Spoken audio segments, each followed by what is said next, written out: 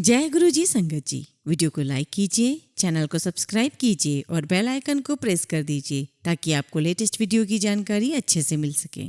एक बार की बात है, गुरुजी महाराज को कपूरथला के कमिश्नर से मिलना था। तो गुरुजी ने कहा कि मुझे वहाँ के कमिश्नर से मिलना है। तो हम गुरुजी महाराज को कपूरथला लेकर आए थे और मेरे हस्बैंड ने सर्किट हाउस में लंच ऑर्गेनाइज किया हुआ था। हम लोग सब वहीं बैठे हुए थे। मेरी बेटी शिवानी भी वहीं बैठी हुई थी और गुरुजी ने शिवानी को कहा कि शिवानी इत्थे आ, मेरे कॉल आके बैठ। और शिवानी उठकर गई और गुरुजी महाराज के पास जाकर के बैठ गई। और संगत जी, देखते ही देखते गुरुजी महाराज ने अपना हाथ उठाया और हवा में पता नहीं उनके हाथ में अचानक से मिश्री का प्रसाद, बहुत बड़ा लड्डू जैसा, वो प्रकट हो गया। और संगत जी, उस प्रसाद में से इतनी अच्छी खुशबू आ रही थी, पूरा कमरा महक गया था। और हमने गुरुजी महाराज का बहुत बहुत धन्यवाद किया। गुरुजी ने हमें बहुत सारी ब्लेसिंग्स दी। और मेरी डॉटर गुरुजी महाराज को कहती है कि आप अपनी बाजू दिखाओ, मुझे लगता है कि आपने ये प्रसाद ना अपनी स्लीव्स में से निकाल करके दिया है। और वहाँ बैठे सभी लोग इतना हंसने लगे और गुरुजी सच में भी मेरी बेटी को बोलने लगे कि ये देख मेरी स्लीव्स, मैंने नहीं निकाला है, मैंने तो तेरे सामने हवा में प्रकट किया है। और संगत जी, वो डिवाइन प्रसाद कम से कम 7 से 8 साल तक मेरे पास रहा। और जब मेरी बेटी की शादी हो गई तो आधा मैंने उसको दे दिया, आधा मैंने रख लिया। और संगत जी, हम उस सचखंड के प्रसाद को कभी कभी चख लिया करते थे और कभी कोई ऐसा परेशान व्यक्ति आ जाता तो हम उसे वो प्रसाद दे दिया करते थे। मैंने उस प्रसाद को एक कपड़े में बांध के एक डिब्बी में रखा हुआ था, लेकिन संगत जी इतने सालों तक वो मेरे पास रहा, ना वो खराब हुआ, ना उसकी खुशबू कहीं गायब हुई। जय गुरु जी संगत जी।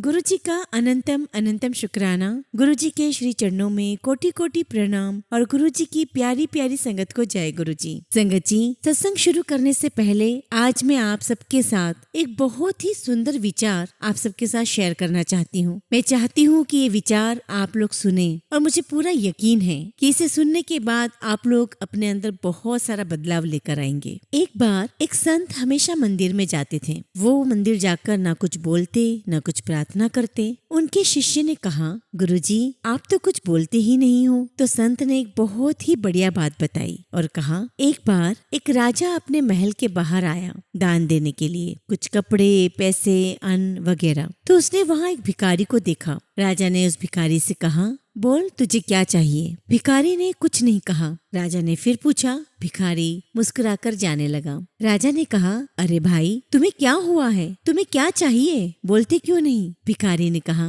मुझे देखकर आपको पता नहीं चलता कि मुझे क्या चाहिए। अगर मुझे देखकर आपको पता नहीं चलता है तो मेरे शब्दों से भी आपको पता नहीं चलेगा। संत ने कहा कि जब मैंने ये बातें सुनी तो मैं मंदिर में जाता हूँ, बस खड़ा हो जाता हूँ और कभी कुछ नहीं बोलता हूँ, सिवाय इस बात के कि ईश्वर तू मुझे देख ले और जो भी मेरे लिए बढ़िया हो वो तू मेरे लिए कर देना। ना मैं बोलता हूँ, ना मैं मांगता हूँ, ना मैं प्रार्थना करता हूँ, मैं केवल अपने आप को ईश्वर के सामने खड़ा कर देता हूँ। संगत जी, कितना सुंदर विचार है। हमें आवश्यकता ही क्या है कि हम मंदिर में जाएं, ईश्वर के सामने खड़े हों, अपने गुरु महाराज के सामने खड़े हों और उन्हें हम बहुत सारी लिस्ट बोल के बताएं कि हमारे साथ ये हो रहा है, हमारे साथ वो हो रहा है। आवश्यकता ही क्या है, वो तो स्वयं सब कुछ जानता है, इसलिए हमें उनसे मांगने की कोई आवश्यकता नहीं है। हमें सिर्फ पूरे भाव के साथ, पूरे प्रेम के साथ ईश्वर के सामने जाना है, उनके सामने शीश झुकाना है। और संगत जी, यही तो बात गुरुजी कहते हैं कि मुझसे कुछ भी मत मांगो, सिर्फ मानो मुझे। इसलिए संगत जी,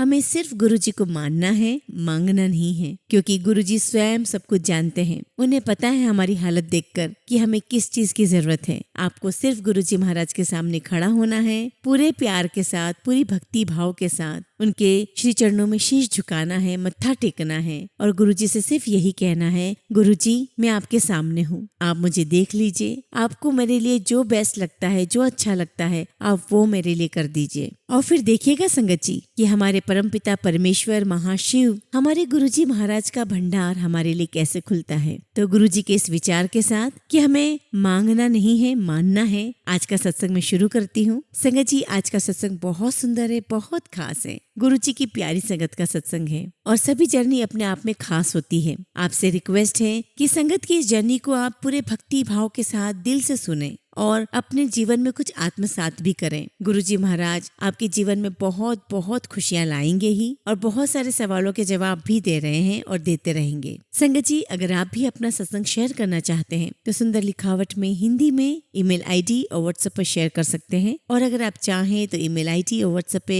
टाइप भी कर सकते हैं। तो चलिए संगत जी सत्संग शुरू करते हैं। संगत जी, आज हम जिनका सत्संग सुनने जा रहे हैं वो गुरुजी की प्यारी और पुरानी संगत नीता आंटी का है। जय गुरुजी, शुक्राना गुरुजी, और गुरुजी की प्यारी प्यारी संगत को जय गुरुजी। आज मैं गुरुजी महाराज से एक प्रार्थना करना चाहती हूँ कि गुरुजी आप अपनी सभी संगत का कल्याण करें, उन पर अपनी ब्लेसिंग्स बरसाएं, अपना आशीर्वाद दें। हम हमेशा आपकी प्रोटेक्शन में रहें, आप हमेशा हमारे अंग संग रहें, हर पल हमारे साथ रहें। गुरुजी, हम नादान हैं, ना समझ हैं, हमारी गलतियों को माफ करें, हमारी कमियों को आप दूर करें। गुरुजी, हम जानते हैं कि आप हमें छोड़कर कहीं नहीं गए हैं, आप हमारे अंग संग हैं, हमारे साथ हैं। चारों तरफ गुरुजी महाराज आपकी प्रेजेंस है, आपकी होने की महक है। गुरुजी, आप हमें गाइड करें, आप हमें सेवा बख्शें, और जो हमारे लिए सही हो गुरुजी महाराज आप वो ही हमारे लिए करें। गुरुजी, आप हम सभी संगत को सत्संग का, सिमरन का सेवा दो, और हमारे अंदर अहम कभी भी न आए, हम हमेशा नीवे होकर रहें। संगत जी, आप जानते हैं गुरुजी हमेशा कहा करते थे कि अपनी ईगो को,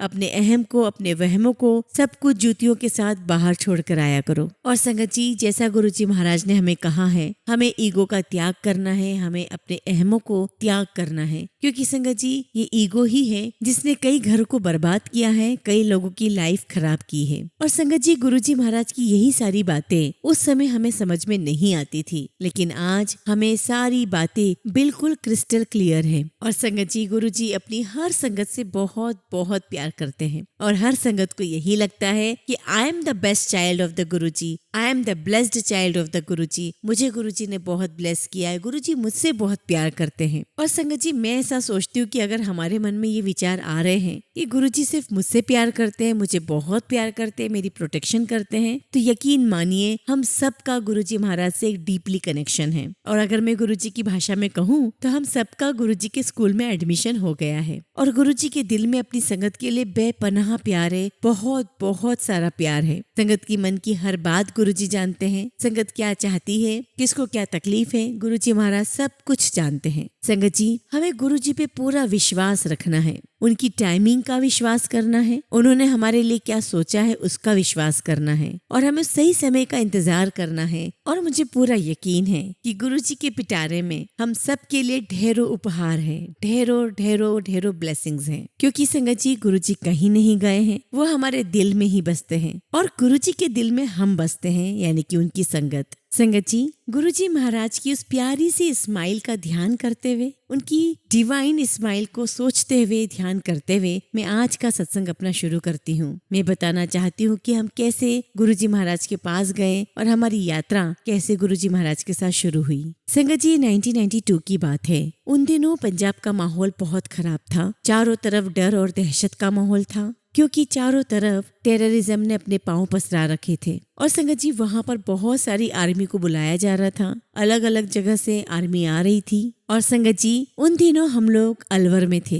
अलवर राजस्थान में आता है, और मेरे हस्बैंड आर्मी में थे, ब्रिगेडियर की पोस्ट पर। और संगत जी, गुरुजी की लीला देखिए, कहाँ राजस्थान और कहाँ पंजाब। गुरुजी ने हमें बुलाना था, इसलिए हमारी ब्रिगेड को ऑर्डर आया जाने के लिए। अब संगत जी, पूरी ब्रिगेड को पंजाब जाना था, तो सब लोग तैयारी में जुट गए। और संगत जी, कपूरथला, होशियारपुर और जलंधर हमारी ही ब्रिगेड के अंदर आना था, और हम लोग कपूरथला में रहने वाले थे, और मेरे हस्बैंड को इन तीनों डिस्ट्रिक्ट में मैनेज करना था। और संगत जी, उन दिनों हमारे बहुत ही close friend Anita Verma aunty और बच्चन वर्मा अंकल जलंधर में पोस्टेड थे। फिर संगत जी, मैंने अनीता आंटी को फोन किया और बताया कि हमारी पोस्टिंग कपूरथला हो गई है, और हम थोड़ी सी देर के लिए हम जलंधर में भी रुकेंगे, और मुझे बहुत बहुत खुशी हो रही है कि मैं तुमसे मिलने वाली हूँ। और अनीता आंटी ने कहा कि I am also very glad to meet with you, लेकिन आप लोग जलंधर रुकेंगे और हमारे यहाँ डिनर करके ही जाएंगे। And Sangat ji, Kapurthala is not so far away, वो जलंधर से काफी पास में ही है।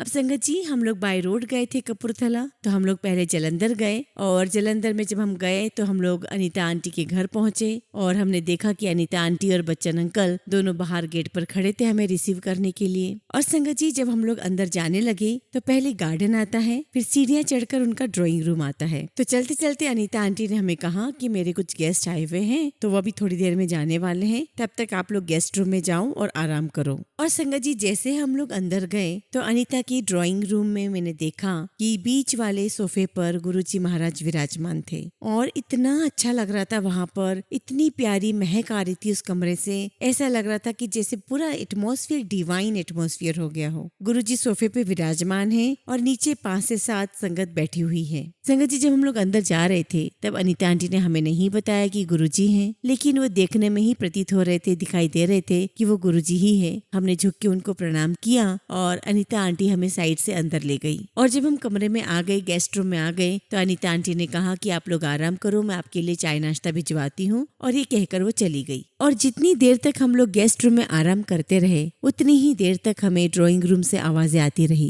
कभी हंसने की आवाजें आती, कभी जोर जोर से बोलने की आवाजें आती, कोई धीरे बोल रहा है, ये सारी मिली जुली आवाजें आती रही। और संगत जी, 1-1.5 घंटे के बाद सब लोग चले गए और जब सब लोग चले गए तो अनीता हमारे पास आई और उसके बाद हम लोग सब भी लिविंग रूम में चले गए। तो मैंने वहाँ पर फिर अनीता से पूछा कि अनीता ये कौन थे? तो अनीता आंटी ने बताया कि ये गुरुजी हैं, ये जलंधर के गुरुजी हैं। और फिर अनीता आंटी कहने लगी कि एक बार हम लोग गुरुजी महाराज के पास गए थे, हमें बहुत बहुत अच्छा लगा और तब से लेके आज तक हम गुरुजी महाराज के यहाँ रेगुलर जाते हैं। और अनीता आंटी ने बताया कि गुरुजी महाराज ने भी तुम्हारे बारे में पूछा था, पूछ रहे थे गुरुजी कि ये कौन है। तो मैंने बताया कि गुरुजी हमारे बहुत खास फ्रेंड्स हैं, बहुत क्लोज फ्रेंड्स हैं और 3 महीने के लिए जलंधर आए हुए हैं। तो गुरुजी ने कहा कि सवेरे आई तो लेकर आई अपनी फ्रेंड नू। तो अनीता आंटी ने कहा कि आप लोग कल मेरे साथ चलिएगा। तो मैंने अनीता आंटी को कहा कि नहीं अनीता आंटी, हम लोग नहीं चलेंगे, क्योंकि मैं किसी भी गुरु में विश्वास नहीं करती हूँ और मुझे गुरु के नाम से ही बहुत डर लगता है। बहुत कुछ मैंने गलत सुना है और मेरे पेरेंट्स भी बहुत मना करते हैं किसी भी गुरु के चक्कर में पड़ने से। और फिर हम लोगों ने खाना खाया और खाना खा के हम लोग वापस कपूरथला के लिए निकल गए। जब हम कपूरथला पहुंचे तो हमारा अकोमोडेशन ऑलरेडी फिक्स था, हम लोग वहाँ गए, सेटल हुए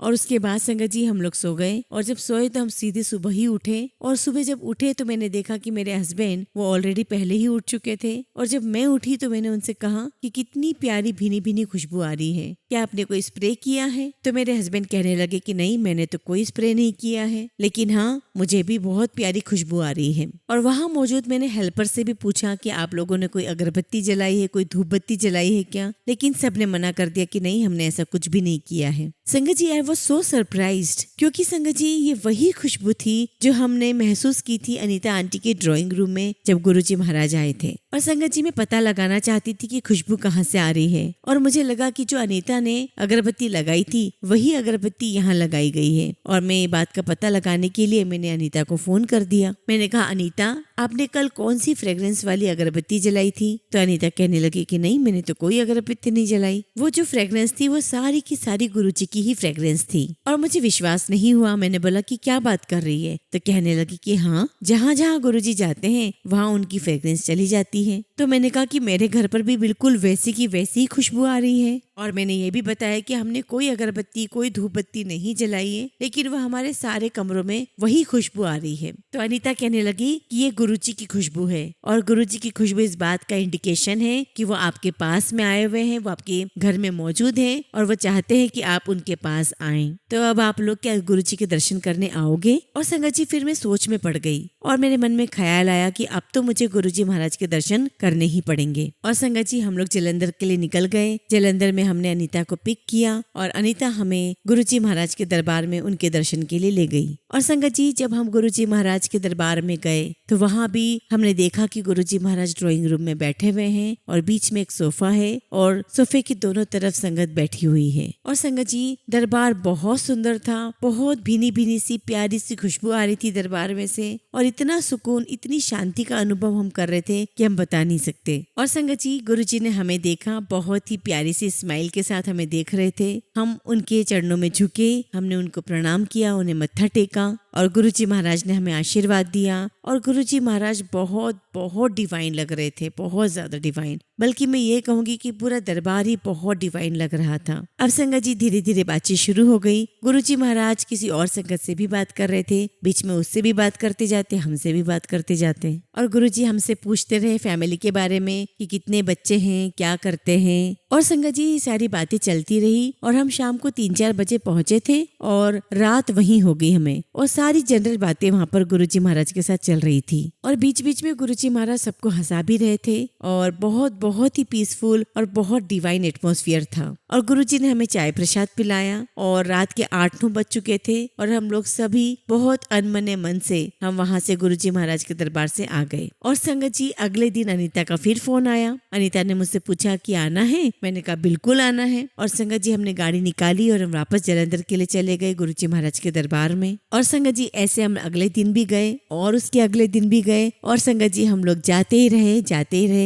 हम लोग वहाँ पर 3 महीने के लिए थे और इन 3 महीनों में हम ऑलमोस्ट हर दिन गुरुजी महाराज के दर्शन करने पहुंच जाते थे। संगत जी हमारी 3 महीने की जर्नी रही है गुरुजी महाराज के साथ। और इस 3 महीने में संगत जी हमने काफी कुछ सुना, काफी कुछ देखा। दरबार में बहुत प्यारी सी भीनी सी खुशबू रहती थी और एक तरफ संगत बैठी हुई होती थी। गुरुजी दरबार में बैठते थे, अपनी गद्दी पे विराजमान होते थे। कभी उठ करके अपने कमरे में चले जाते तो कभी संगत के बीच में घूमते, बैठ जाते। और संगत जी वहाँ बैठे बैठे इतना प्यार मिलता था, इतना प्यार मिलता था, शायद कोई अपना भी ना दे। और हमें ऐसे लगता था कि जैसे किसी अपने ने हमें ये प्यार दिया है। ऐसा लगता था जैसे हम अपने घर में ही बैठे हैं। और हमने गुरुजी महाराज के दरबार में देखा लोगों की कई सारी समस्या गुरुजी महाराज ने सॉल्व की। और वहाँ पर बैठी संगत भी हमें बताया करती थी कि गुरुजी ने कई सारे लोगों का कैंसर ठीक किया है, कई सारी बीमारियां ठीक की है। और संगत जी गुरुजी हम सबको दरबार में बहुत अच्छा अच्छा खाना खिलवाते थे। वो होता यह था कि जब हम गुरुजी महाराज के कमरे में बैठे होते थे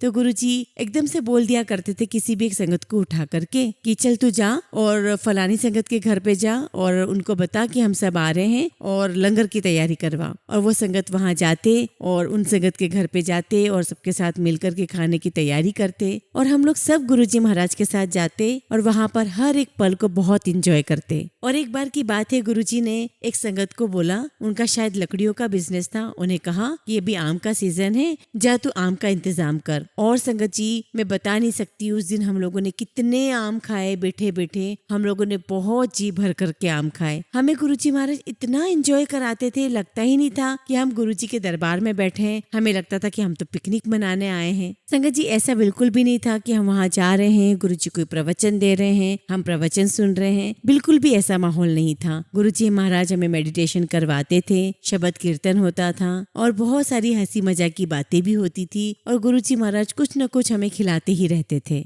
संगत जी गुरुजी इज वेरी वेरी डिवाइन। लेकिन जब भी हम दरबार में बैठते थे हमें कभी इस बात का एहसास नहीं हुआ कि हम साक्षात परमेश्वर के सामने बैठे हैं। और संगत जी जब हम उनके कमरे में होते और गुरुजी महाराज कभी अपनी अलमीरा खोलते तो उनके कपड़े बहुत बहुत सारे और बहुत सुंदर सुंदर कपड़े थे गुरुजी के। और गुरुजी महाराज को तैयार होने का, अच्छे कपड़े पहनने का बहुत बहुत शौक था। सुबह के समय पे गुरुजी पैंट शर्ट पहना करते थे, ट्राउजर पहना करते थे, सफारी पहना करते थे। और एक कबर्ड में गुरुजी महाराज के बहुत सारे शूज रखे हुए थे, वो भी डिफरेंट पैटर्न और डिफरेंट कलर के। एक बार की बात है हम गुरुजी महाराज के दरबार में बैठे हुए थे, मैं और मेरे हस्बैंड। तो गुरुजी महाराज ने हमें बहुत ब्लेसिंग्स दी, हमें ब्लेस किया और हमसे पूछा कि बोल की मांगती है। और संगत जी मुझे तो कुछ समझ में ही नहीं आया कि मैं क्या मांगू। और मैं बस अंदर ही अंदर सोचती रही और एकदम से मेरे मुंह से निकला कि गुरुजी आप तो बस अपनी ब्लेसिंग्स दे दीजिए मेरे पूरे परिवार को। और मुझे आज जाके ऐसा लगता है संगत जी कि अच्छा हुआ मैंने ब्लेसिंग्स मांगी है, क्योंकि आज वो ब्लेसिंग्स मुझे फील होती है कि थ्रू आउट द जर्नी और आज तक भी गुरुजी महाराज की वो ब्लेसिंग्स मुझ पर, मेरे परिवार पर है। संगत जी ऐसा नहीं है कि लाइफ में अप्स एंड डाउन्स नहीं आते, वो तो आते ही रहते हैं, लेकिन वो अप्स एंड डाउन्स, वो सारी परेशानियां, वो प्रॉब्लम्स कैसे सॉल्व हो जाती है वो पता ही नहीं चलता है, हम कैसे बाहर आ जाते हैं। मैं इन सारी चीजों को गुरुजी की ब्लेसिंग्स ही मानूंगी। और संगत जी गुरुजी महाराज ने हमें बिठा करके गुरु मंत्र भी दिया था,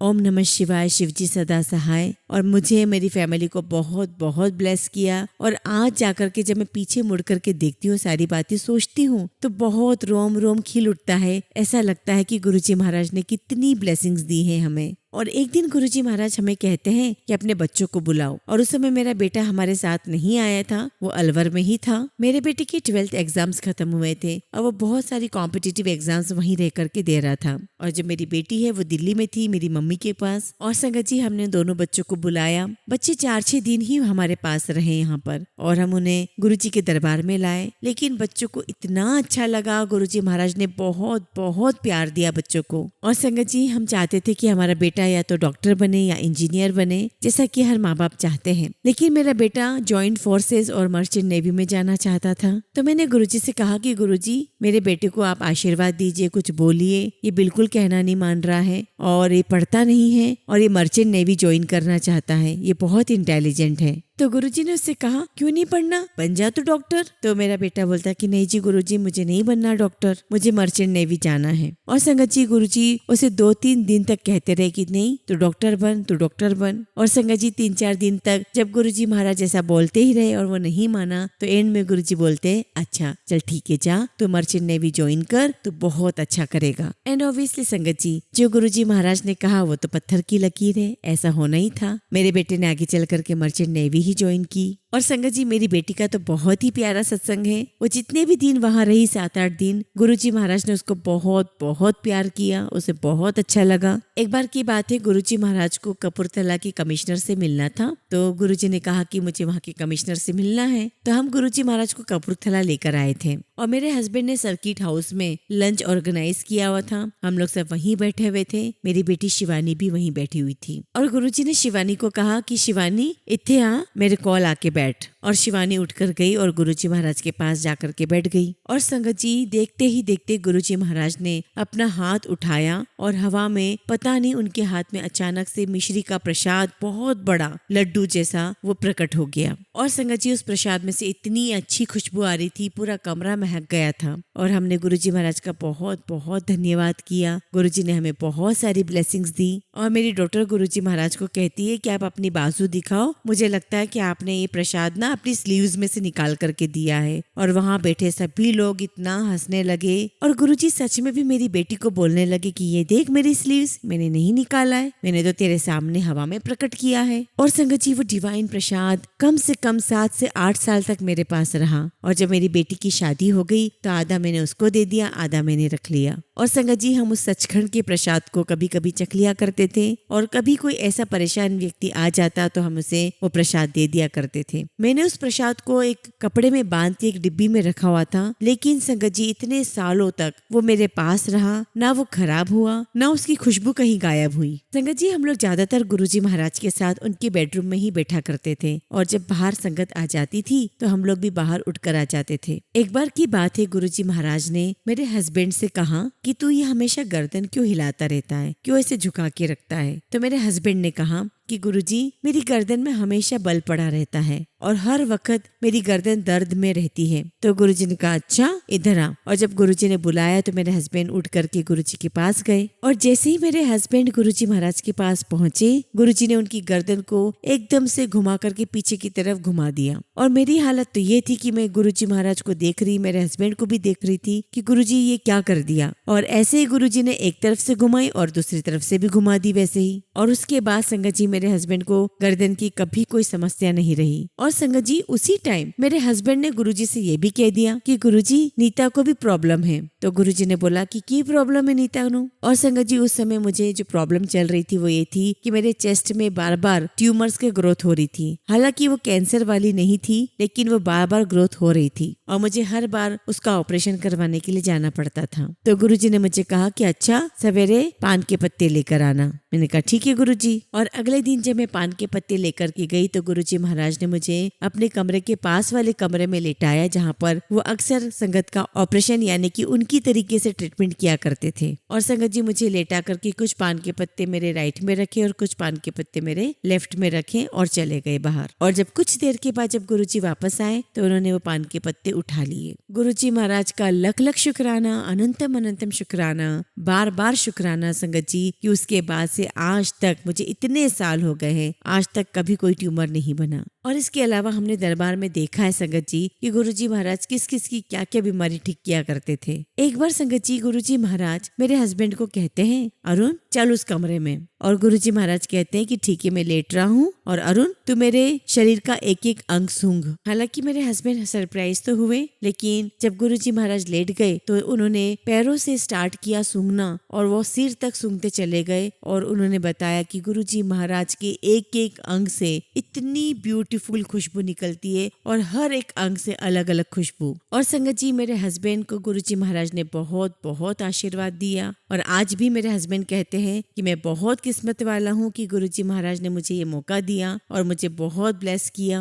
और तभी गुरुजी मेरे हस्बैंड को कहते हैं, तुझे पता है मैं कौन हूँ? तो मेरे हस्बैंड कहने लगे कि आप हमारे गुरुजी हैं, आप महान आत्मा हैं, आप महापुरुष हैं, संत हैं। तो गुरुजी ने कहा कि तेनू पता है मैं शिव हूँ? तो मेरे हस्बैंड कहने लगे कौन शिव? तो गुरुजी कहते हैं शिव, मैं सदा शिव हूँ। फिर मेरे हस्बैंड ने गुरुजी महाराज के पैर छुए, उनका आशीर्वाद लिया। और संगत जी हम लोग काफी समय तक यही सोचते रहे कि हाँ गुरुजी में बहुत पावर है, गुरुजी बहुत बड़े संत है, महासंत है, लेकिन वो शिव कैसे हो सकते हैं, वो भगवान कैसे हो सकते हैं? और संगत जी इस बात को समझने में हमें कई साल लग गए कि हाँ गुरुजी वाकई में भगवान शिव ही हैं। और संगत जी जितनी भी गुरुजी महाराज की संगत है वो आप हैं, हम हैं, चाहे जो हैं, हम सब बहुत बहुत ब्लेस्ड हैं। एक बार गुरुजी ने मेरे हस्बैंड को कहा कि मुझे होशियारपुर वाले डीसी से मिलना है। और संगत जी मेरे हस्बैंड ने अपने ऑफिसर्स को बोला कि वहाँ डीसी का अपॉइंटमेंट ले, मेरे गुरुजी मिलना चाहते हैं। अपॉइंटमेंट ले लिया गया, हम लोग सब वहाँ पहुँच गए, हम लोग सब मिले, गुरुजी ने सब बात कर ली जो उन्हें करनी थी। उसके बाद हमने खाना वाना खाया। और संगत जी जैसे ही हमारा काम खत्म हुआ और जैसे ही हम लोग होशियारपुर से निकले और थोड़ी दूर गए ही होंगे कि हमारा ड्राइवर कहता है कि साहब जी पेट्रोल खत्म हो गया है। तो मेरे हस्बैंड ने ड्राइवर से कहा कि तूने ठीक से डलवाया नहीं पेट्रोल? तो उसने कहा कि नहीं मैंने तो ठीक से डलवाया था। तो संगत जी मेरे हस्बैंड की गाड़ियों के आगे पीछे कमांडोज हुआ करते थे। तो मेरे हस्बैंड ने ड्राइवर को कहा कि कोई बात नहीं, किसी भी कमांडो को बोल करके उनकी गाड़ी में से ले लेंगे और नहीं तो आगे जो पेट्रोल पंप आएगा वहां से डलवा लेंगे। तो गुरुजी कहते हैं नहीं भाई नहीं, मेरे होते हुए कोई पेट्रोल नहीं डालना, बस तू चलाए जा गाड़ी। और संगत जी हम लोग बिना पेट्रोल के वहां से लेके जलंधर तक आए। जलंधर में हमने गुरुजी को वहीं छोड़ा और जलंधर से हम लोग कपूरथला आए। हम लोग अपने घर पे उतरे और कपूरथला से ड्राइवर वो कार लेकर के लाइंस में गया और जैसे ही गेट तक पहुंचा उसने बताया कि जैसे मैं गेट तक पहुंचा गाड़ी अपने आप बंद हो गई। और संगत जी ऑफ कोर्स ये हमारे लिए मिरेकल ही था, क्योंकि इसके पहले न हमने ऐसा कभी कुछ देखा न सुना था। हमने गुरुजी का अगले दिन जाकर के बहुत बहुत शुक्राना किया और हमने अगले दिन गुरुजी महाराज को शुक्राना तो किया ही, साथ में कहा कि गुरुजी आपने तो कमाल कर दिया, चमत्कार कर दिया। और उसकी गाड़ी तो रुकी नहीं, वो तो सीधे चलती चली जा रही थी। तो गुरुजी हंसने लगे हमारी बात सुनकर और कहने लगे अच्छा चल ठीक है। और संगत जी कुछ दिनों के बाद गुरुजी महाराज का बर्थडे आया, जो कि बहुत अच्छे तरीके से हमने मनाया। बहुत संगत आई, बहुत इंजॉय किया हम सब ने। और गुरुजी महाराज के बर्थडे पर इतनी रौनकें लगी जिससे पहले मैंने कभी नहीं देखी थी। और गुरुजी ने अपना बर्थडे बहुत अच्छे से मनाया। गुरुजी अपनी गद्दी पर विराजमान थे और उन्हें बहुत सारे गिफ्ट्स आते रहे। गुरुजी महाराज गिफ्ट्स को साइड में रखते जा रहे थे और हम भी गुरुजी महाराज के चरणों के पास ही बैठे हुए थे। और संगत जी उसी प्रेजेंट में से एक प्रेजेंट उठा करके गुरुजी ने मुझे दिया, तो चांदी का बहुत बड़ा बाउल था और मुझे कहते चल ए रख ले तू। और मैं बहुत बहुत खुश हुई संगत जी। और थोड़ी देर बाद ही वापस से मुझे गुरुजी महाराज ने एक गिफ्ट और दिया, जो कि बेडशीट थी और वो बिल्कुल पंजाबी जो कढ़ाई होती है वैसी उस पंजाबी कढ़ाई वाला बेडशीट था। और गुरुजी महाराज ने मुझे कहा कि ए भी रख ले। और मैं बहुत बहुत खुश हो रही थी अंदर से। और संगत जी जो गुरुजी महाराज ने मुझे बाउल दिया था आज भी मैं उसे मंदिर में रखती हूँ। और संगत जी जो गुरुजी महाराज ने मुझे बाउल दिया था उसमें पानी भर के मैं गुरुजी के सामने रखती हूँ और उसी पानी को मैं पीती हूँ। एक बार गुरुजी कहते हैं मुझसे कि तेरी मदर कहाँ रहती है? तो मैंने कहा कि गुरुजी वो चंडीगढ़ रहती है। तो गुरुजी कहते हैं उनको भी बुलाओ यहाँ पर दरबार में। और संगत जी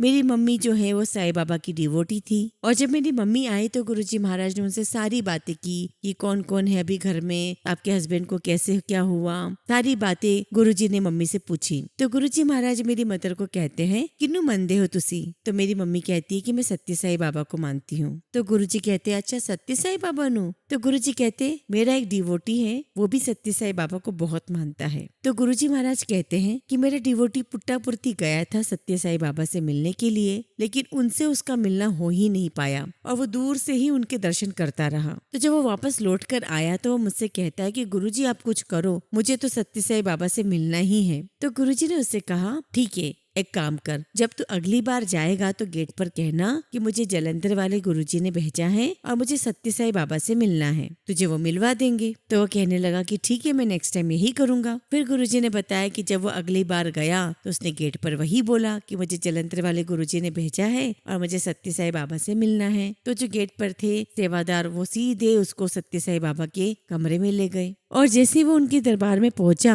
और सत्य साई बाबा से मुलाकात की तो सत्य साई बाबा ने बोला कि तुझे जलंधर वाले गुरुजी ने भेजा है? तो वो कहने लगा हाँ, और फिर कहता कि वो मेरे गुरुजी हैं। तो सत्य साई बाबा बोलते तो सत्य साई बाबा कहते कि तो फिर तू यहाँ क्या लेने आया है, तू वहीं जा। और फिर उन्होंने कहा कि जब वो तेरे गुरु है तो तू उनकी सेवा कर, जा और उनकी सेवा कर। और जब वो लौट कर आया तो उसने गुरुजी को बताया कि गुरुजी उन्होंने मुझे ये बोला है। और फिर वो बोलने लगा कि गुरुजी मैं आपसे माफी मांगता हूँ कि मैं आपको छोड़कर उनके पास चला गया। तो गुरुजी ने ये सत्संग मेरी मदर को सुनाया और ये सुनकर मेरी मदर चुप रही और बाद में मेरी मदर मुझे बोलती कि गुरुजी महाराज ने मुझे ये सब क्यों सुनाया, क्या वो चाहते हैं कि मैं सत्य साई बाबा को छोड़ दूं? तो मैंने कहा कि नहीं नहीं, ऐसी कोई बात नहीं है, तुम सत्य साई बाबा को मानती रहो, उन्होंने तो सिर्फ ऐसे ही बताया होगा। और संगत जी ऐसे हम लोग वहाँ बहुत देर तक बैठे रहते थे और वहाँ से जब जाने की बारी आती तो बहुत भारी मन से हम लोग गुरुजी के दरबार से निकलते अपने घर के लिए और गुरुजी महाराज के पास तो बैठकर तो हमें समय का पता ही नहीं चलता था।